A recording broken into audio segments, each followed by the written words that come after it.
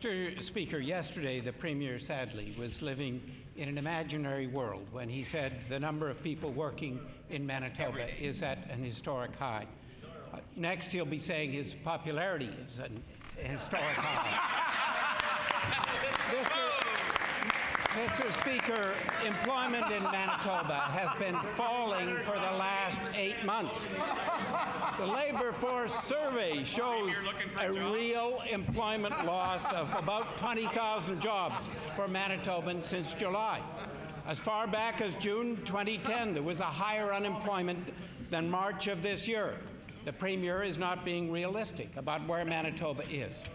Will the Premier acknowledge his error from yesterday and acknowledge that his present strategy is not working? Speaker, we have the third lowest unemployment rate in Canada. That is a very significant accomplishment.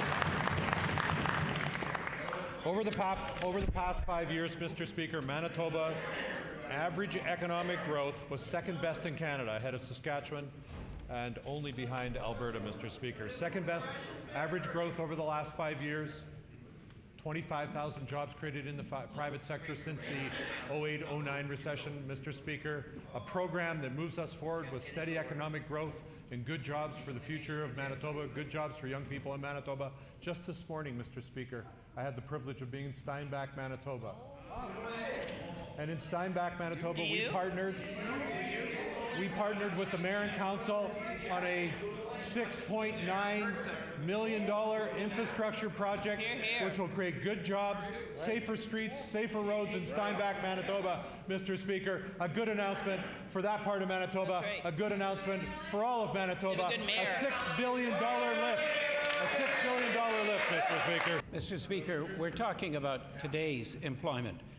Yesterday, the Premier mentioned the participation rate. Did the Premier not realize that the participation rate has fallen considerably from March 2013 to today? Enough that almost 14,000 Manitobans have practically given up looking for work in this province.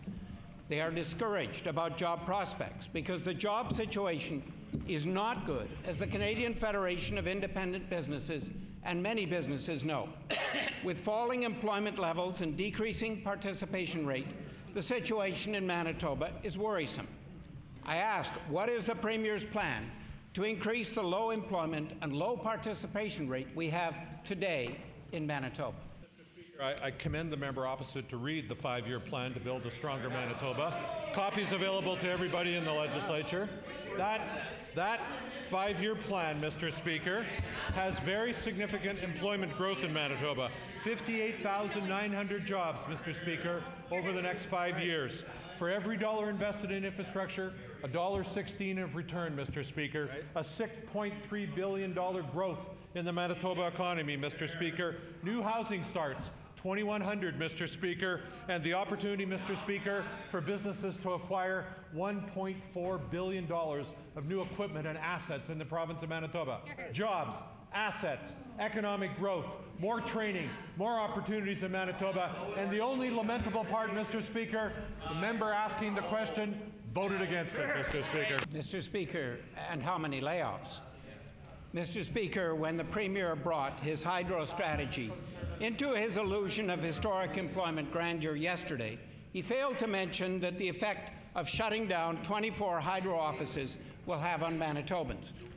Beyond power restoration delays, there are 94 hydro employees in rural Manitoba who will be left with the option of relocating or being laid off. Saying no one is slated for termination is not exactly reassuring when you have to consider relocating your whole family to stay employed. What would the Premier like to tell these 94 Manitobans and their families about how this government's hydro strategy will affect them? Sure. I've actually had the opportunity to talk to the working people of Manitoba Hydro, and there are about 700 more linemen in Manitoba since we've come into office. 700 more linemen in Manitoba. Mr. Speaker, we've made it clear there will be, as Manitoba Hydro is dealing with demands by the Public Utility Board to be more efficient, Public Utility Board made recommendations to be more efficient. Manitoba Hydro looked at how they could be more efficient without any additional layoffs, Mr. Speaker. And in the budget, Mr. Speaker, which the member voted against, we are going to make linemen a real trade in Manitoba, a certifiable red seal trade in Manitoba. Good jobs, good skills, good qualifications, good opportunities to grow in the future of Manitoba. As we build out Manitoba Hydro, Mr. Speaker, there will be multi-billion-dollar investments to allow us to have clean energy in this province, to export energy to our customers to the south of us, east and west of us, and those exports will pay down the cost of our new dams and keep the Manitoba economy one of the most competitive in North America, Mr. Speaker.